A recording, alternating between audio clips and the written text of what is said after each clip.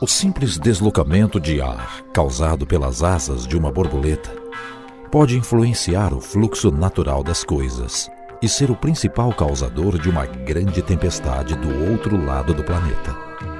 Batizada de efeito borboleta, esta alegoria foi criada pelo matemático e meteorologista norte-americano Edward Lorenz em 1963, ao observar o dinamismo caótico dos movimentos atmosféricos. Independente de onde esta borboleta bater suas asas, você nunca espera que a tempestade venha cair em seu quintal. Tudo começa com uma nada ameaçadora gota, uma simples chuva, que não é capaz de interromper um animado jogo de futebol entre crianças. Donas de casa não param seus afazeres diários. É da natureza humana buscar abrigo e esperar a tempestade passar. E se ela não passar? A cada hora a situação se agrava. E outras 200 totalmente destruídas. Completamente ilhada. A cidade continua sem energia elétrica. Como dá para perceber aí embaixo, esse bairro aqui está completamente alagado. Há 25 anos, Santa Catarina sofreu uma das maiores catástrofes naturais de sua história. Cidades de todo o estado foram cenário de uma das mais violentas demonstrações do poder da Mãe Natureza e, principalmente, da força de homens e mulheres que lutaram não só por suas casas e pertences, mas sim por suas vidas. Entre os meses de maio e agosto de 1983, foram 146 municípios atingidos, com aproximadamente 30 mil casas danificadas ou destruídas, mais de 300 mil flagelados e quase 70 mortos. A grande enchente de 1983 atingiu em cheio a região do Vale do Itajaí. Nestes dias de desespero e luta, as águas do rio Itajaí-Açu atingiram 16 metros acima do seu nível normal em Blumenau. Em Rio do Sul, uma das cidades mais atingidas, cerca de 400 casas foram arrastadas ou desapareceram. Em Itajaí, no litoral norte do estado, 80% da área do município foi atingida. Porém, este desastre não foi o único. Em mais de um século, foram registradas cerca de 70 enchentes na região do Vale, todas atingindo diretamente a população, sempre causando destruição, perdas e sofrimento. Mas vamos falar dos acontecimentos de 83.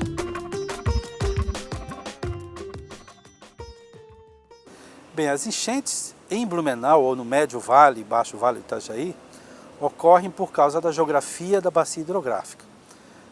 O rio principal, ele é realmente um rio que metade dele é um rio de montanha e a boa parte, a partir do Médio Vale, ele é um rio de planície.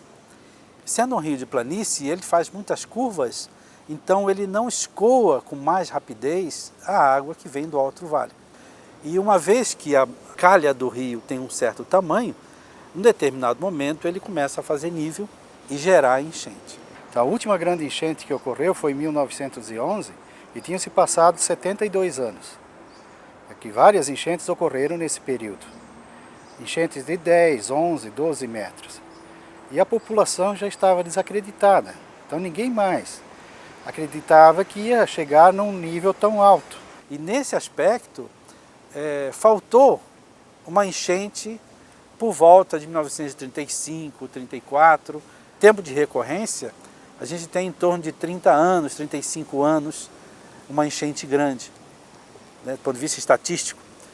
E aí a cidade saberia que poderia ter uma enchente na altura de 15 metros já em 1983. Blumenau esqueceu que podia sofrer uma enchente maior. Estava acostumado com aquelas enchentes pequenas. Esse foi um fator que as pessoas acabaram perdendo tudo, por não acreditar que o rio pudesse chegar a um nível tão alto novamente.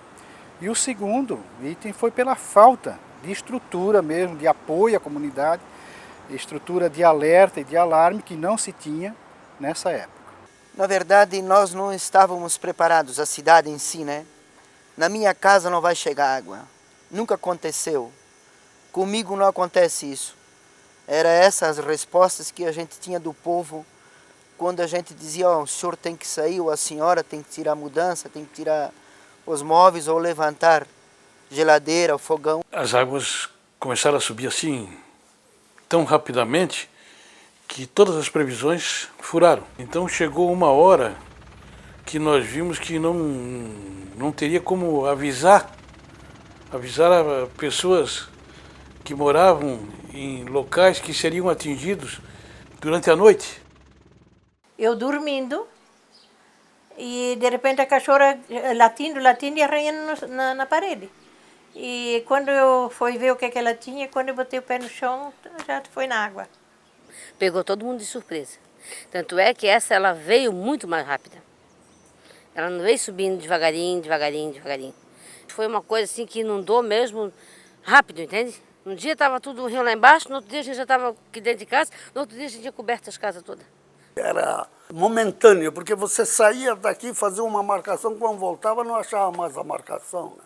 E junto com o nível da água vem a destruição de alguns pontos de apoio da cidade e principalmente a comunicação dentro da própria cidade. Você ficar sem telefone e sem energia elétrica, sem comunicação, nem as rádios, todas fora. Então começou a enchente, nós fomos para a prefeitura, fomos esperar as ordens, começamos a trabalhar dentro daqueles princípios da Defesa Civil e de repente as águas continuaram subindo, o nível do rio continuou subindo e toda aquela estrutura que se tinha, inclusive da Defesa Civil da Prefeitura, que ela de repente desapareceu toda a estrutura e acabou com todas as estruturas que a gente tinha. Aqui começa a rodovia Jorge Lacerda, de acesso a Blumenau, Ilhote e Gaspar. Mas como dava a perceber, o trânsito por aqui ainda é impossível, a não ser de lancha. Ali no meio daquela reta tem mais de 2 metros de água. À margem da rodovia há ainda muita água e até o posto da Polícia Rodoviária foi inundado. Uma catástrofe, é muita água. Eu sou aqui de Blumenau, tenho observado diversas enchentes, mas nunca vi coisa parecida. Eu acho que nunca houve isso em todo o estado, né? Nem mesmo no Brasil, algo tão grande. Eu quero crer que não, e espero que não aconteça novamente. Aqui, o rio Itajaí-Açu, no centro de Blumenau. Eu não gosto nem de lembrar o que eu passei ali quando a água ia subindo. Olhei para trás mesmo, fica com Deus, minha casa, estou saindo. Outra característica dessa enchente de 83 foi a permanência das águas, do nível elevado das águas. Né? Se as anteriores vinham 2, 3 dias e baixava o nível das águas, essa não, ela permaneceu por vários dias nessa situação. A nossa missão mudou totalmente, porque à noite já, isso já tinha mudado. E as águas chegaram num nível tão alto e tão rapidamente, de que não tinha mais o que salvar de pertence. Então nós passamos a salvar vidas. Casas inteiras vinham abaixo, desciam o rio Itajaí e estouravam na ponte. Está acontecendo uma coisa com a tua casa, sabe? Tem muita correnteza e parece que a gente está escutando barulho. Alguém chegou e falou isso. Aí eu vim aqui, quando eu cheguei ali atrás, que eu olhei, mesmo ela tinha fez aquele barulho, aquele redemoinho assim forte. Fez... Aí nisso ela soltou aquela parte de trás todinha assim, e saiu, levantou e foi andando.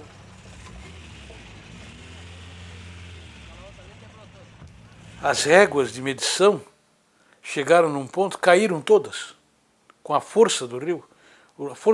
As águas derrubaram as réguas, não tinha mais como medir.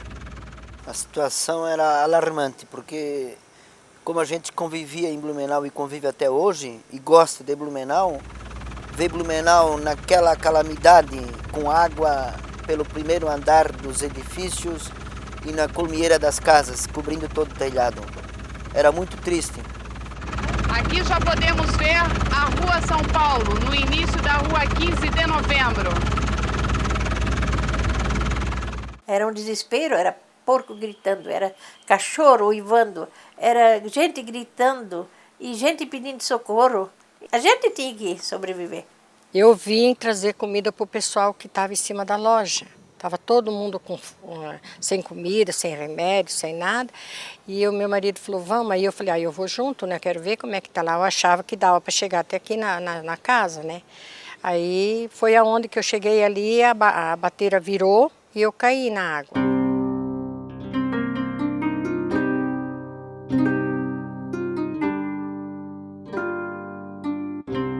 Uma situação extremamente difícil, né, em que a gente teve que, durante mais de 10 dias, direto no Hospital Santa Isabel, procurar praticar uma medicina de guerra, eu diria, né, sem recursos mínimos tecnológicos com os quais a gente foi acostumado durante toda a formação a trabalhar.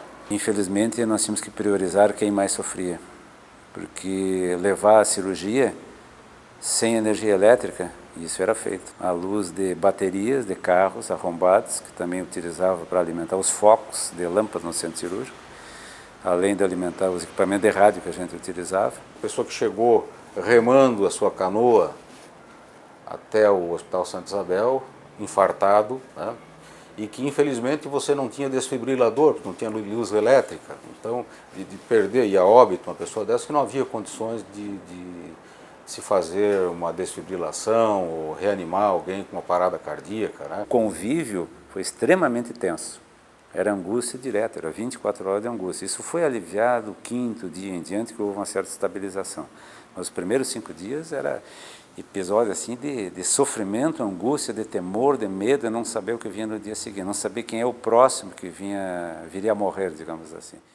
Aquelas pessoas mesmo não atingidas, que moravam em prédios, em apartamentos, tiveram um problema de abastecimento. Não tinha pego água, mas não podia sair para comprar alimento. Então água, alimento começou a faltar nesses prédios. Você embarado, molhado, frio, não tinha uma roupa seca para pôr, tinha que se contentar com aquilo, né? Estava vivo, né? Lembra daquela frase que o pobre recordar o passado é sofrer 2 vezes? Então é isso aí. A gente sofre. Lembrar assim de tudo que a gente tinha e agora a gente não tem mais nada. 83 chegou para mostrar que nós estávamos todos, no mínimo, enganados quanto ao que as enchentes realmente podiam causar à cidade e às pessoas, né? Terrível era chegar na varanda da prefeitura, quando as águas estavam chegando no ponto máximo, à noite, e ouvir gritos de socorro de pessoas em cima do telhado. E aí vinha aquela impotência. Eu assisti à Segunda Guerra Mundial. Escapei de um bombardeio terrível. Por milagre de Deus, fiquei soterrada na minha casa. Escapei desse bombardeio. Vi a cidade toda destruída em chamas e depois cinzas ainda fumando. Blumenau ficou do mesmo jeito que uma cidade bombardeada durante a guerra. Só que não era o calor das cinzas, era barro fedorento, na altura de 10 ou mais centímetros, nas ruas, nas lojas, nas casas. Então eu acho que foi situação de guerra mesmo, guerra contra as forças da natureza.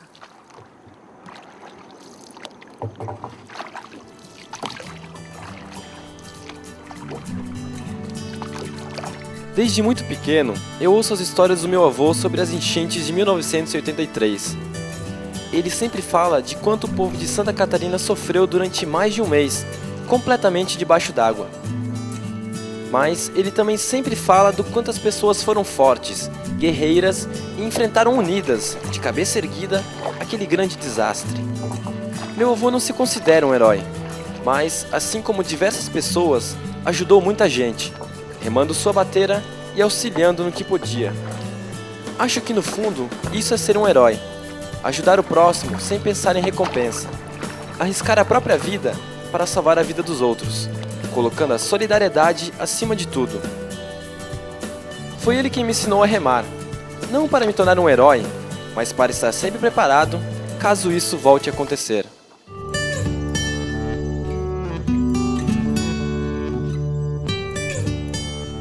Na enchente de 1983, Não houve um herói. Não teve uma pessoa. Houve centenas de heróis que tudo fizeram para ajudar, para amenizar o sofrimento daqueles que foram atingidos. Eu fiquei 2 dias e 2 noites trabalhando direto. Anoitecia e amanhecia, e para um lado e para o outro. Quando fui ver, já estava 2 dias sem dormir, sem parar para comer direito. Eu fiquei durante os 15 primeiros dias da enchente sem saber se o meu pai, minha mãe e meus irmãos estavam vivos. Se eu tinha a minha casa ainda, vim a saber depois de que a minha casa simplesmente foi varrida do mapa. Todo o tempo que houve a água, a gente tratou de ajudar, se ajudar o outro, entende? Não só, vamos dizer, como eu ajudei, eu também fui ajudado. Nós tínhamos um macacão e um par de bota e uma jaqueta só. Não existia outro. Que quando fui designado para trabalhar no Santa Isabel, eu e o meu companheiro soldado Ivan, nós usamos roupas de doente, o jaleco branco. O companheiro aqui está trabalhando há quanto tempo, companheiro, nessa operação? Há 2 dias. 2 dias sem parar? Sem parar, sem comer, sem dormir. A dificuldade de tirar as pessoas do telhado das casas, elas não queriam sair. Às vezes famílias inteiras, pai com esposa, filhos menores. Em determinadas situações nós tínhamos que usar de um pouco mais de autoridade, ter um pulso mais firme para convencer as pessoas a saírem. Só quando de repente falhou a luz elétrica, a cidade toda ficou no escuro. Daí, à base de luz de velas, desmontamos as nossas estações, todos os radioamadores fizeram isto e procuraram um meio de ajudar dentro da nossa capacidade, na cidade inteira. Em muitos locais onde que se encontravam as pessoas, não havia energia elétrica. Então, como o PX funciona com bateria de automóveis, as pessoas iam arrumando a bateria e o rádio ia funcionando, e aonde que a gente tinha uma noção, né, de tudo que estava ocorrendo, né, de pessoas perdidas, desaparecidas. O que mais me impressionou foi a disciplina dos radioamadores nas frequências, porque não houve mais blá blá blá, nem como vai, você tem cafezinho, nada disto. Era só a informação pura e correta. Eu lembro bem o Dr. Mota falando pelo rádio e dizendo: minha gente, nós vamos parar de falar em mortos, de querer saber quantos morreram. Nós temos que pensar nos que estão vivos. Vamos procurar fazer mais ainda pelos que estão vivos. Quando ouvimos o Alfredo, o PP5 Alpha Fox, que estava instalado na Indústrias Crema, chamar encarecidamente por um helicóptero, porque tinha um bebê doente no lado dele que precisava urgentemente de atendimento médico. Chamou 15 minutos, 20 minutos, meia hora, foi chamando insistentemente. Quando ele finalmente disse: olha, o helicóptero chegou, mas o bebê fechou os lindos olhos verdes agora, neste instante. Chegou tarde demais. E daí não ouvimos mais a voz do Alfredo. Ele desmaiou, de cansaço, de desespero, de tristeza. Além daquele aspecto que as pessoas morreram, vai enterrar onde? No pátio do hospital, no morro do hospital, em cova rasa. Isso hoje é traumático? É traumático, mas naquela época era a única medida a ser tomada e ninguém levava para o lado traumático. Quando nós acordamos, tinha algumas pás, enxadas, picaretas encostadas na beira da parede.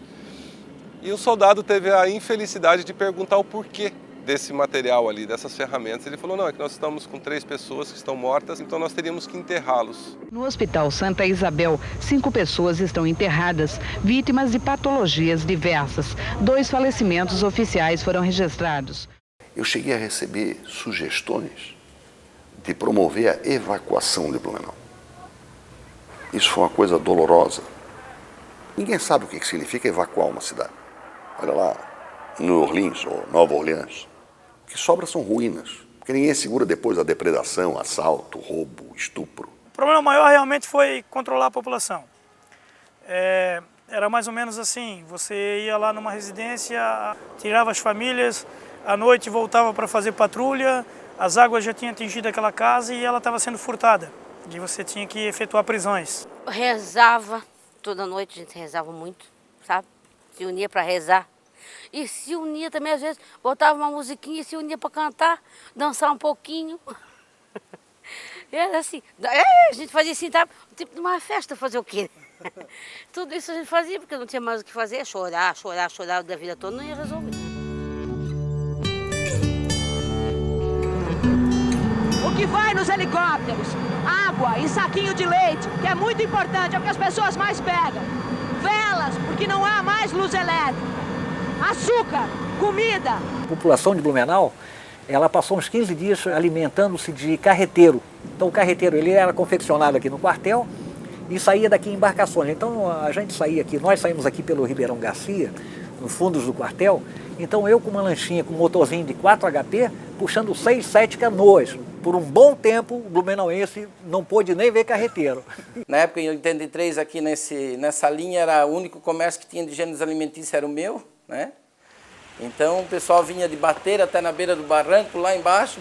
Os últimos dias ele entrava de bateira dentro da loja, sabe? Para pegar os alimentos e a gente atendendo. Comércio não tinha mais nada, né? Estava tudo arrebentado. Você tinha o dinheiro no bolso, não fazia nada, não valia nada o dinheiro, porque não tinha como gastar ele ou comprar o teu necessário, né? Eu andava até com o pagamento no bolso, o dinheiro chegou a colar, né? Mofou no bolso, chegou a colar, daí eu digo, vamos gastar onde? Era pouca coisa, né? Mas não tinha valor.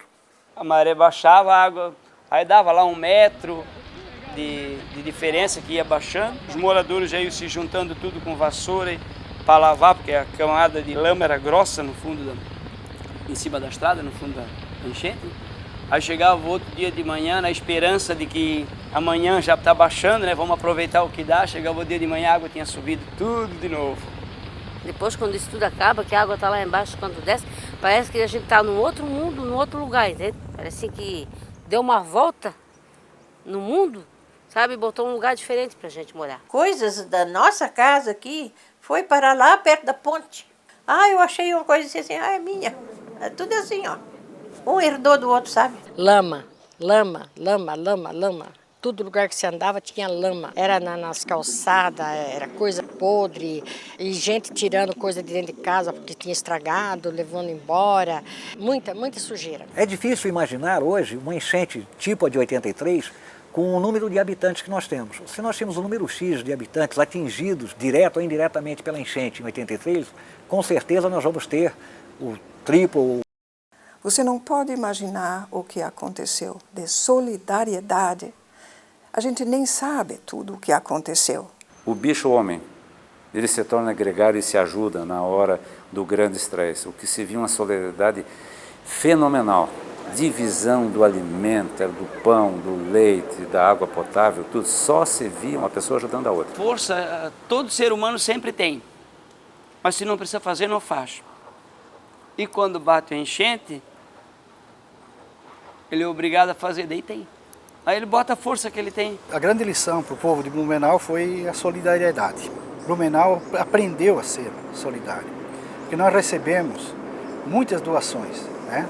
Tanto internacional como nacional. Uma imagem do jornalista da RBS conversando com uma senhora. Mesmo na hora da desgraça, acontecem coisas interessantes. Dona Maria Helena veio aqui nesta loja tentar pagar a sua prestação, neste sábado de manhã. Foi isso? Foi, eu vim pagar. Onde é que a senhora mora? No trimestre. A sua casa foi atendida também? Não. Não? Quanto é que era a prestação, Dona Maria? De 6 e pouco. É?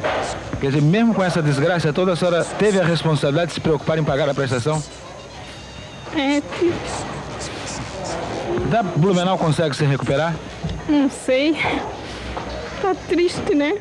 É lógico que quem assiste àquela cena está recebendo uma lição de civismo, de responsabilidade, de seriedade e de determinação, que eu acho que foram qualidades indispensáveis que o Brasil aprendeu a ver no povo catarinense. 83 foi um divisor das águas, em todos os aspectos. A preparação da Defesa Civil, a nossa preparação, inclusive, do Exército, a participação do Exército, a nossa preparação também mudou a partir de 83. A própria população começou a ver a enchente de uma maneira diferente. Antigamente, eu lembro que quando chovia, meu Deus, que bom para dormir. Ai, eu vou dormir, né? Muito gostoso para dormir quando chove, né? Agora não é mais. Agora, quando chove, não presta mais para dormir. Trovejou, já estou desesperada, tem que tomar remédio. Fiquei com um trauma muito grande. O médico mesmo falou para mim, a senhora ficou com muito trauma.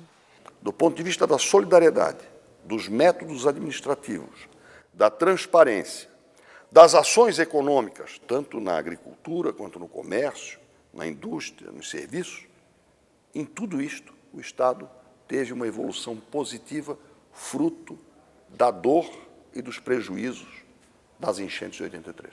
Hoje nós temos um sistema de alerta, né, que prevê com antecedência de 10 horas o quanto vai chegar o nível do Itajaí no centro de Blumenau.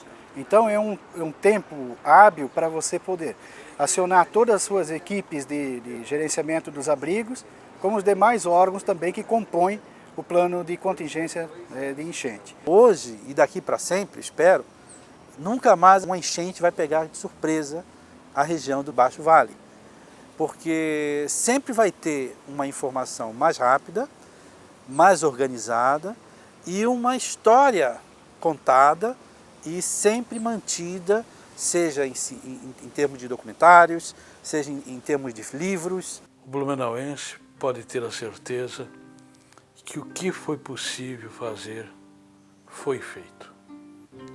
O possível e, quem sabe, o impossível por parte das autoridades municipais, das autoridades estaduais, das forças militares, exército, polícia militar, corpo de bombeiros, aeronáutica, marinha e das centenas de voluntários que abandonaram suas casas e suas famílias, destacando os PX e radioamadores para ajudar a população que sofria aquele flagelo.